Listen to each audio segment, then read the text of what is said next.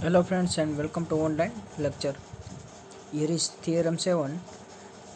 If set A is linearly dependent set of vectors and vector set B is finite such that A subset B, then B is also linearly dependent. Means ધારો કે B set આપણો આ છે અને એની અંદર કોઈ A set છે, એની અંદર ધારો કે A સેટ છે,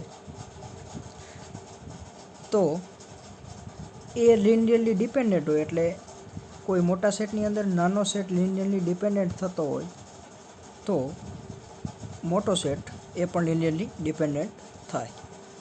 કઈ રીતે? Let us see. તો પ્રૂફ ઇઝ એ કીધું એ set of vectors linearly dependent vectors એટલે સેટ એ લઈ V1 V2 up to VM is linearly dependent એ આપેલું છે. આપણે બીને બતાવવાનું છે એ પણ લિનિયરલી ડિપેન્ડન્ટ છે. અને બીજી વસ્તુ શું આપેલી છે? એ સબસેટ ઓફ બી એટલે એના બધા એલિમેન્ટ બીમાં આવેલા છે એવું આપેલું છે. તો એમાં આટલા વેક્ટર હોય તો એ બીમાં પણ આવે અને બી મોટો સેટ છે તો એમાં ધારો કે એડ કરીએ આપણે એલિમેન્ટ એટલે કે VM+1 ટુ VN, જ્યાં એમ એનના ઇક્વલ હોય અથવા બી એ ઇઝ ઇક્વલ ટુ બી હોય તો એ સબસેટ બી કહેવાય, કેમકે બે સરખા હોય તો એ સબસેટ બી કહી શકાય. એટલે કે એના જેટલા એલિમેન્ટ હોય તો એ આ કન્ડિશન સેટિસ્ફાય થાય અને એના કરતાં વધારે હોય એટલે એમ કરતાં કોઈ મોટા નંબર હોય ઇન્ડેક્સ માટે એ પણ સાચું છે. એટલે આટલા એલિમેન્ટ એડ કર્યા M+1 થી N સુધીના. Then we prove that B is linearly dependent. એ આપણે પ્રૂવ કરવાનું છે. એ લિનિયરલી ડિપેન્ડન્ટ આપેલું છે તો એવા કોઈ સ્કેલર મળશે ધેર એક્ઝિસ્ટ રિયલ નંબર, એટલે કે અથવા સ્કેલર પણ લખી શકો અહીંયા. Scalar alpha1 alpha2 up to alpha m such that at least one alpha I, by definition of linearly dependent શું કહીએ કે કોઈ એવો આલ્ફા I મળવો જોઈએ નોન ઝીરો તો V1 V2 up to VM A linearly dependent થાય. such that alpha1 V1 plus alpha2 V2 plus up to plus alpha m VM is equal to 0. એટલે કોઈ એક આલ્ફા I નોન ઝીરો મળતો હોય તો એ set linearly dependent થાય linear કોમ્બિનેશનમાં.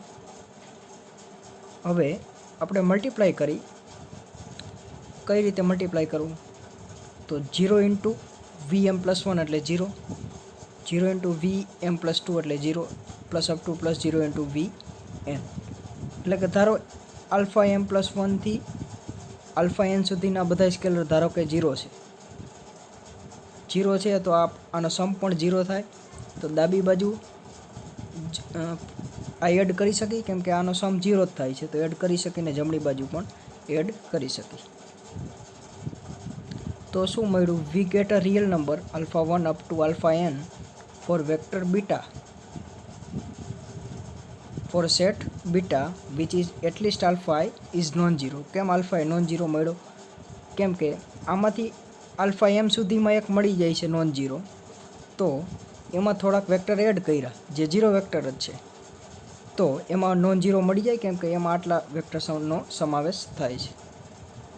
તો એમાં આલ્ફા I નોન ઝીરો મળ્યા તો બી વેક્ટર શું થયો? નોન ઝીરો મળ્યા એટલા માટે લિનિયરલી ડિપેન્ડન્ટ થઈ ગયો. એટલે કોઈ નાનો સેટ લિનિયરલી ડિપેન્ડન્ટ થતો હોય તો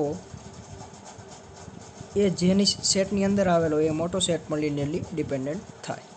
તો આ થિયરમમાં આપણે આ પ્રૂવ કર્યું. તો theorem number 8, any non empty subset of linearly dependent set of vector space is also linearly dependent. એટલે ધારો કે કોઈ સેટ એ લિનિયરલી ઇન્ડિપેન્ડન્ટ છે તો એના કરતાં નાનો સેટ લિનિયરલી ઇન્ડિપેન્ડન્ટ થાય. એટલે કોઈ મોટો સેટ લિનિયરલી ઇન્ડિપેન્ડન્ટ હોય તો એની અંદર આવેલા બધા સેટ લિનિયરલી ઇન્ડિપેન્ડન્ટ થાય. જ્યારે ડિપેન્ડન્ટમાં ઊંધું હતું. ડિપેન્ડન્ટમાં શું હતું? બી સેટ લિનિયરલી ડિપેન્ડન્ટ હતો અને એની અંદર આવેલો કોઈ ડિપેન્ડન્ટ હોય તો મોટો સેટ પણ લિનિયરલી ડિપેન્ડન્ટ થાય. જ્યારે આમાં મોટો સેટ લિનિયરલી ઇન્ડિપેન્ડન્ટ હોય તો એની અંદરના બધા linearly independent થાય. કઈ રીતે? let us assume that vector A is linearly independent. B is subset of A. We prove that B is linearly independent. એટલે સેટ એને ધાર્યો આપણે linearly independent, એટલે મોટા સેટને linearly independent ધાર્યો, અને જ્યારે B ને આપણે પ્રૂવ કરશું Li. તો where B is non-empty, કેમ કે આપેલું છે નોન એમ્પ્ટી સબસેટ કીધું છે એટલા માટે B is non empty. તો ધારો કે Li પ્રૂવ કરવાનું છે, મેથડ ઓફ કોન્ટ્રાડિક્શન એ શું છે એ જોઈ. એટલે B ધારો કે linearly ડિપેન્ડન્ટ છે, પ્રૂવ કરવાનું છે Li, પણ આપણે ધારી છીએ LD. તો ધેન બાય થિયરમ 7, એટલે નાનો સેટ Li LD છે. તો આના આગલા થિયરમમાં શું પ્રૂવ કર્યું?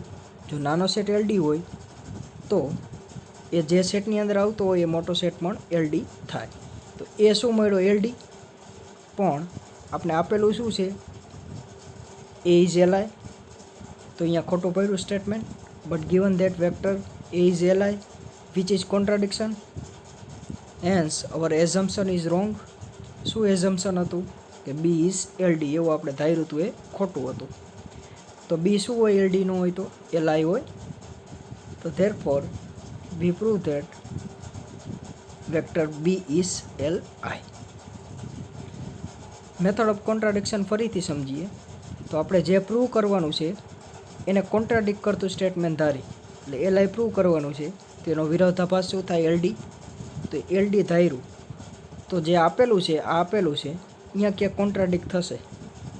તો આના આગલા થિયરમનો યુઝ કરી નાનો સેટ LD હોય તો મોટો સેટ LD થાય, પણ આપણે ધાર્યું છે Li. તો વિચ ઇઝ કોન્ટ્રાડિક્શન. પણ કોન્ટ્રાડિક્શન ક્યાં થયું? જ્યાં આપણે ખોટું ધાર્યું અહીંયા. તો B is LD આપણે ખોટું ધાર્યું, કેમ કે આપણે પ્રૂવ કરવાનું છે B is Li. તો which is contradiction, hence our assumption is wrong. એટલે આ એઝમ્પશન રોંગ છે. તો આ રોંગ હોય તો શું સાચું હોય? B is Li. તો આથી મેથડ ઓફ, એટલે આ એક પ્રૂવ કરવાની મેથડ છે કોન્ટ્રાડિક્શન, ઘણી બધી જગ્યાએ યુઝ થાય છે. Next theorem is V1 up to Vn are vectors of vector space V, and then V bar is linear combination of other vectors, then set of vectors is linearly independent. એટલે કોઈ વેક્ટર્સનો set આપેલો હોય, એમાંનો કોઈક element બરાબર બાકીના બધાનું linear combination બનતું હોય તો એ આખો સેટ LD થાય, લિનિયરલી ડિપેન્ડન્ટ થઈ જાય. કઈ રીતે? તો given that V is linear combination of other vectors V1, V2 up to Vn, તો લિનિયર કોમ્બિનેશનની ડેફિનેશન પ્રમાણે એવા કોઈ સ્કેલર મળે such that, એટલે સ્કેલર કેવા મળશે? n વેક્ટર છે તો n સ્કેલર મળે, α1, α2 up to αn. such that શું થાય? Vનું લિનિયર કોમ્બિનેશન આ છે, તો V બાર બરાબર α1 V1, α2 V2 plus up to plus αn Vn બરાબર થાય. હવે V બારને 1 ઇન્ટુ V બાર લખી શકાય. 1 into V bar is equal to V બાર જ થાય. તો અહીંયા V બારની જગ્યાએ 1 ઇન્ટુ V બાર લખું. હવે એને ઇક્વલ ટુની સામેની બાજુ લઈ જાઉં તો સ્કેલર નેગેટિવ થાય. -1 into V bar is equal to, અહીંયા શું વધશે? 0. આઈડેન્ટિટી એલિમેન્ટ, કેમ કે આઈડેન્ટિટી એલિમેન્ટને આપણે થીટા તરીકે દર્શાવી છે, અથવા 0 પણ લખી શકો તો પણ ખોટું નથી. એટલે આઈડેન્ટિટી એલિમેન્ટ થયો વેક્ટર સ્પેસનો. હેન્સ અહીંયા કેટલા એલિમેન્ટ થયા? n+1.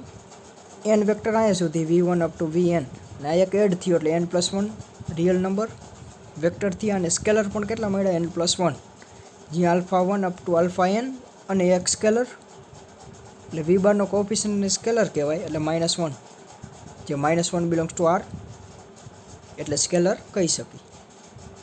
-1 નોન ઝીરો એલિમેન્ટ છે, એ 0 નથી, એટલે -1 નોટ ઇક્વલ ટુ 0. તો એક આપણે સ્કેલર મળ્યો જે નોન ઝીરો છે, તો આખો સેટના એલિમેન્ટ કેવા થશે? LD થશે બાય ડેફિનેશન ઓફ LD. કોઈ એક સ્કેલર મળવો જોઈએ નોન ઝીરો, such that એ બધા વેક્ટર થાય LD. therefore V1 up to Vn is LD.